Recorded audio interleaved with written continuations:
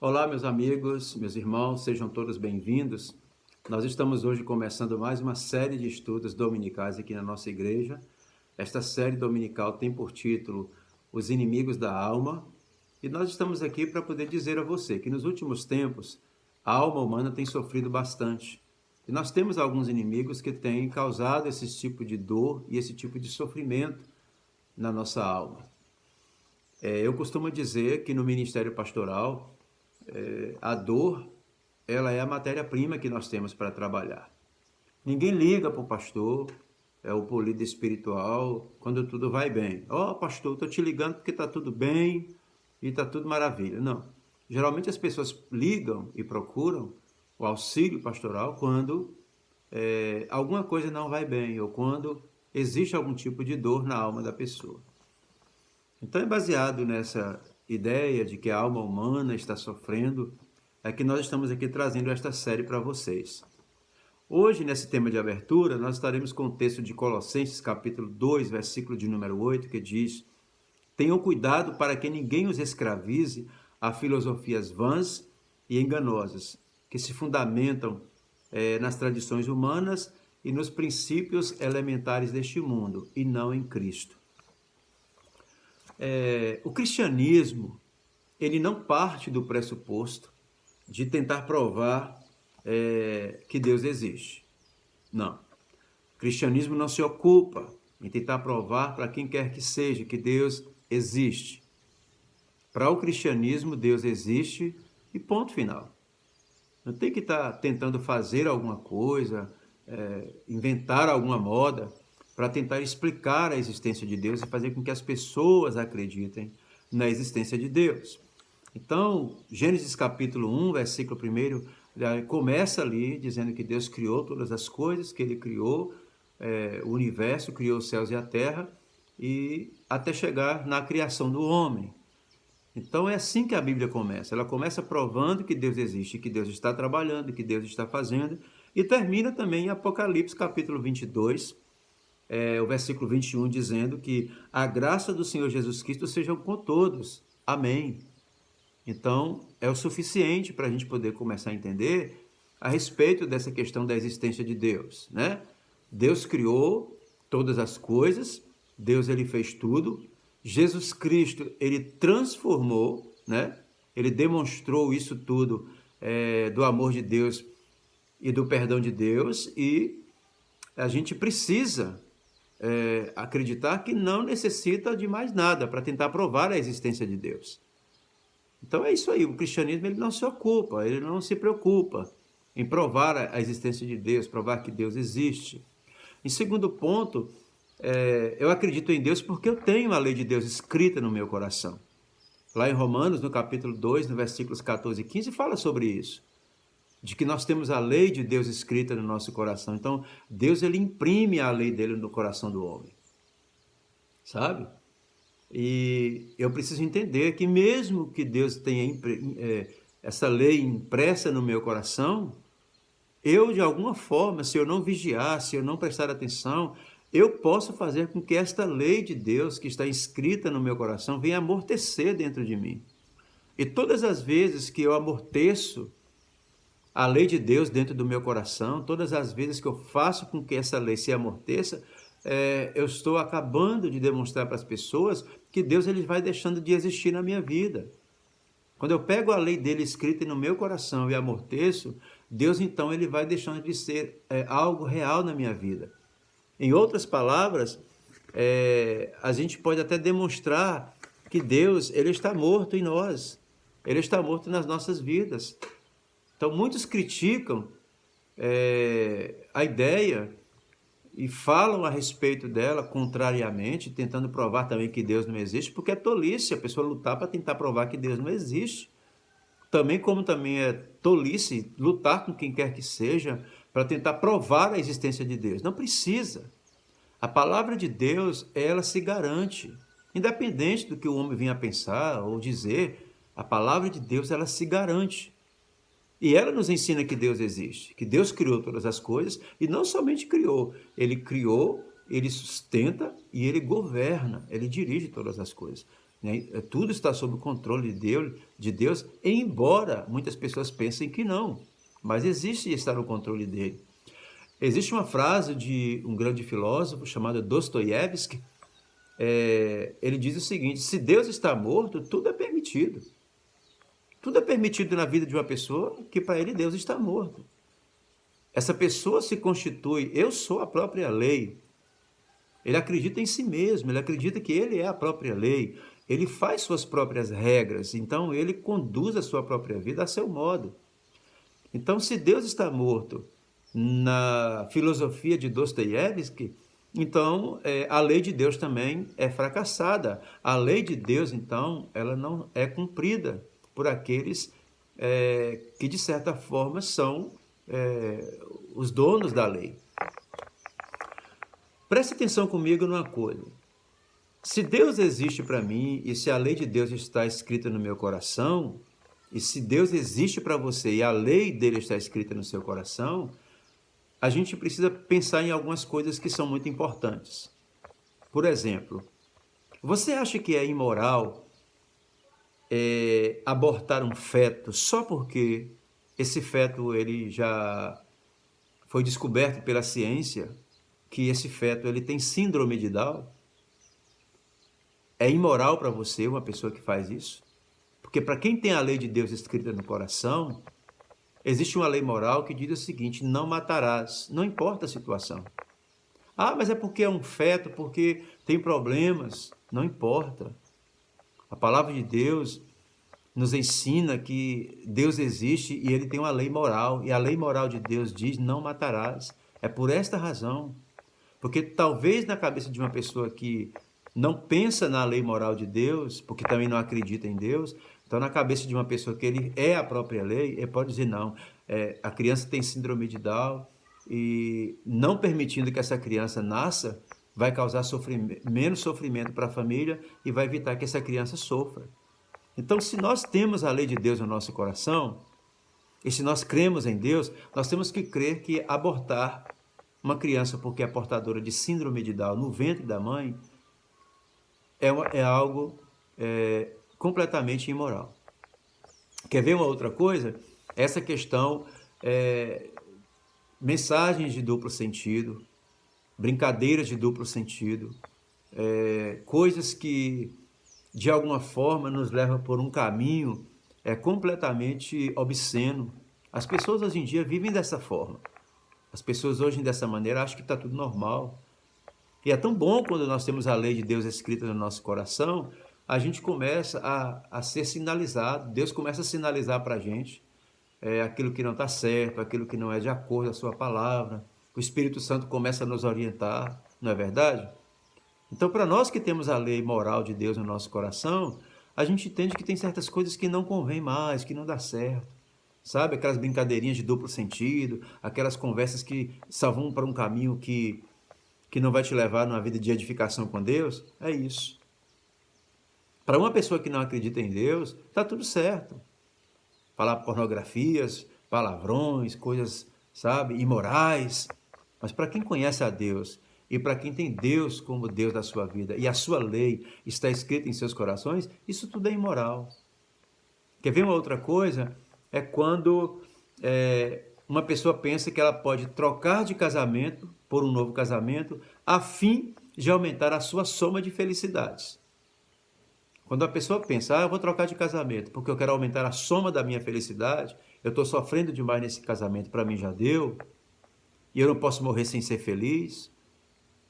Então, a pessoa vai lá e troca, a pessoa muda de casamento quantas vezes ele achar que deve mudar, porque ele só pensa que ele não pode morrer sem ser feliz nessa área.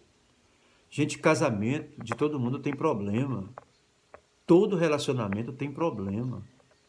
Se todas as vezes que uma pessoa tiver um problema no casamento, ele trocar de casamento, se todas as vezes que uma pessoa sofreu um problema dentro e um conflito dentro do casamento, ele ter que mudar de casamento, não vai ter ninguém casado de fato e de verdade nesse mundo.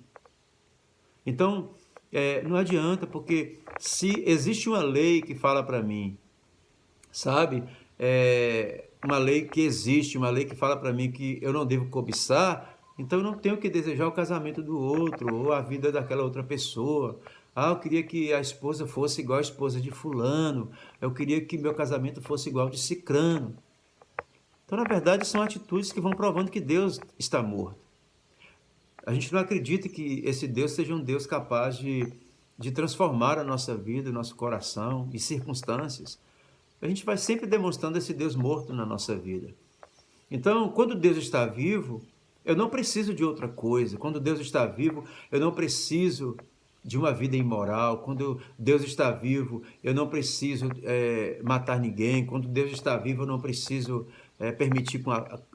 permitir aborto. Quando Deus está vivo, eu não preciso, sabe, mudar de relacionamento, porque eu acredito que um Deus que está vivo, ele tem poder de nos ajudar a lidar com todo e qualquer tipo de situação difícil e prevalecer, estar ali. Então, preste atenção comigo no que Paulo estava dizendo aos Colossenses. Ele disse, não deixe que ninguém venha escravizar vocês com ideias erradas.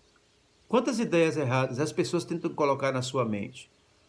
Que se seu casamento não estiver bom, parte para outra.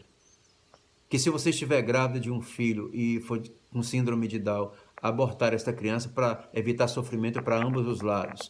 Quantas vezes as pessoas nos trazem filosofias vãs de vida e tentam incutir na mente da gente isso?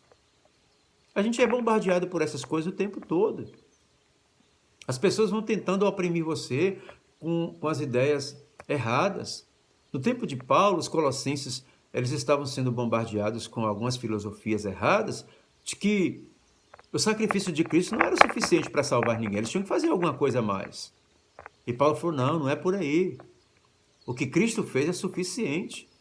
Não fica acreditando em vãs filosofias, em princípios elementares do mundo, que acha que o que Cristo fez não é suficiente para salvar vocês. Não, é sim, Cristo satisfaz a alma humana.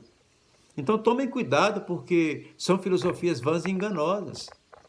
E existem filosofias que podem substituir Deus na nossa vida. Então eu quero apresentar para você aqui alguns exemplos de foras da lei. Porque se a pessoa não acredita em Deus, se a pessoa não respeita a lei de Deus, e se a pessoa vive como ela quer, porque ela é a própria lei, então ela é uma pessoa fora da lei. E uma pessoa fora da lei, ela é levada por todos os princípios elementares do mundo, com suas filosofias vãs, sabe? E enganosas, como disse Paulo aos Colossenses. Então a gente vai estar trabalhando daqui para frente alguns inimigos da alma, que para quem não tem Deus e não tem a lei, cai facilmente nesse tipo de inimigo. E eles são foras da lei, porque um fora da lei é aquele que não cumpre a lei. Não tem os princípios da lei e muito menos obedece àqueles princípios que existem, que são os princípios de Deus. Então, o primeiro inimigo que nós vamos estar falando no próximo vídeo é o materialismo. Então, o materialismo nos diz que as coisas são importantes, né? Eu sou aquilo que eu tenho. E já parou para pensar o quanto que o materialismo tem levado a alma das pessoas a sofrer tanto? Já parou para pensar nisso? E o quanto essa vontade de ter, essa vontade de possuir, sabe? A importância que o ser humano tem dado para as coisas materiais, para as coisas, para os bens, o quanto isso tem deixado as pessoas com a alma doente. Eu sou aquilo que eu tenho, se eu não tiver, eu não sou nada. O segundo inimigo que nós vamos falar no próximo vídeo também é o ativismo. A vida, ela precisa ser cheia de ação. A vida é aquilo que eu faço. Então, eu sou aquilo que eu faço. E aquilo que eu faço, eu tenho que fazer muito bem feito. Aquilo que eu faço precisa ser muito melhor. E quanto mais eu me doar, e quanto mais eu fizer, melhor será. E muitas vezes os benefícios do nosso ativismo, esse inimigo não deixa que a gente venha usufruir dos benefícios de tantas coisas que nós corremos atrás para adquirir. O terceiro inimigo é o individualismo. Só podemos depender de nós mesmos. Eu sou autossuficiente. Tem pessoas assim. O coração do ser humano, se ele não tiver Deus, ele se enche de autossuficiência, né? Nós não podemos depender de ninguém, só de nós mesmos. E o orgulho nasce no coração de uma pessoa autossuficiente. O outro inimigo é o conformismo. é ser reconhecido pelos outros, é o que me importa. Então, eu tenho que fazer tudo. Eu tenho que ter tudo que eu puder ter, eu vou fazer tudo que eu puder fazer, e eu vou ser independente, eu vou ser autossuficiente, porque eu vou ser aquilo que as pessoas esperam que eu seja. Eu preciso ser top, eu preciso ser o melhor, né? Então, eu sou o que os outros querem que eu seja. E isso é muito complicado, isso é muito difícil. Relativismo, não importa o que você crê, eu sou aquilo que eu mesmo desejar crer. Sabe aquela questão de que tudo é relativo, nada é absoluto na vida da pessoa? Isso aqui não tem nada a ver, aquilo outro ali não tem nada a ver, acho que você está indo pelo caminho errado e não é dessa forma que você está dizendo, talvez isso, talvez aquilo, e a pessoa vai relativizando tudo. Então, o relativismo é um inimigo muito forte para lutar contra a sua alma. O outro inimigo é o hedonismo.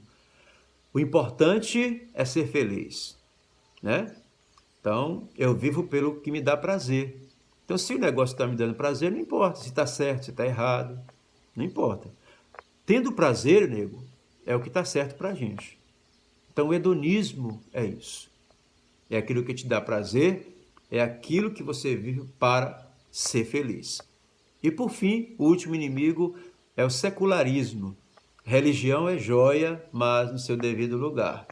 Eu sou suficiente no meu dia a dia e eu não preciso de Deus. Tudo que eu faço é fruto do meu esforço, é fruto do meu trabalho. Eu gosto de todos os pastores, de todos os irmãos, de todas as igrejas. Eu me dou com todas as religiões. Eu acredito até em Deus e tal, mas religião não mistura com meu estilo de vida, porque eu consigo ir na minha. Tá, ok? E ainda tem gente que fala o seguinte, ó, eu nasci nessa e vou morrer nessa. Mas muitas vezes a pessoa não sabe nem qual é essa que ela está. Então existem esses inimigos e muitos outros que eu não vou citar aqui nas nossas aulas, mas são inimigos que lutam contra você. Quando o materialismo, o ativismo, o conformismo, o individualismo, o secularismo, o hedonismo entram na sua vida e no seu coração, você vai se tornando cada vez mais uma pessoa vulnerável a esses ataques. E quando você se torna uma pessoa vulnerável a esses ataques, então você se torna essa presa fácil. E a sua alma, ela se torna doente, ela sofre, ela sente dores terríveis, quando algumas dessas coisas não são suficientes para a sua vida. Então seja bem-vindo, você vai aprender de alguma forma, alguma coisa Deus vai falar ao seu coração nesta série, e que todavia você possa dizer, Deus, o que o Senhor tem para mim nesta série? Eu quero receber. É a tua palavra. E que o Espírito Santo de Deus possa encontrar lugar para trabalhar em você, no seu coração. Em nome de Jesus, amém? Então sejam muito bem-vindos. É a nossa palavra para o seu coração hoje, em nome de Jesus. Que Deus te abençoe. Até a próxima, se Deus quiser. Próxima aula, nós estaremos falando sobre o ativismo.